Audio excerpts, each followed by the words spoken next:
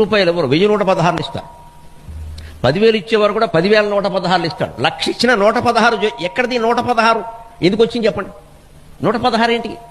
కొంతమంది పాపం తెలియక అనుకుంటారు చివరి సున్నా ఉండకూడదండి. అది కాదు, సున్నా ఉంటే నష్టమే లేదు. వెనక నిజాం నవాబు గారు ఉన్నప్పుడు అన్ని ప్రాంతాల నుంచి పండితులు వస్తూ ఉంటే వాళ్ళకి 100 రూపాయల సంభావన ఇచ్చేవారట. ముఖ్యంగా ఆంధ్ర ప్రాంతం నుంచి వచ్చేవారు. అక్కడేమో బ్రిటిష్ వారి పరిపాలన, ఇక్కడేమో నిజాం పరిపాలన. ఇక్కడ కరెన్సీ వేరు, అక్కడ కరెన్సీ వేరు. వచ్చిన వేద పండితులకి, సాహిత్యవేత్తలకి, మాబోటిగాళ్ళకి నవాబు గారు అంటే నవాబు గారు కాదు, ఆయన రాజ్యంలో ఉండే వనపర్తి సంస్థానం, గద్వాల సంస్థానం, వీళ్ళు బ్రహ్మాండంగా పండితులను పోషించారని తెలంగాణలో మహానుభావుల సంస్థానాలు అవి.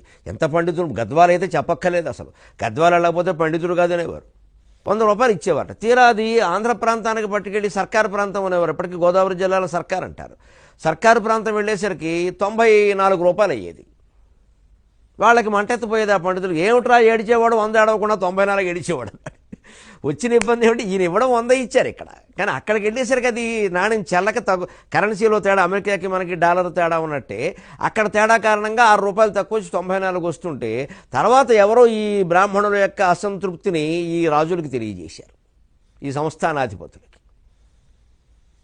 అప్పుడు వాళ్ళు అన్నారు, అయ్యో మనకి ఈ విషయం తెలీదు, లేకపోతే బ్రాహ్మణుల్ని పండితులను అంత బాధపడతామా 6 రూపాయల గురించి, ఆ గొడవంతా ఎందుకు, ఎంత ఇస్తే 100 రూపాయలు అవుతుందో కనుక్కోండి అన్నారు. 116 ఇస్తే 100 అవుతుంది అన్నారు.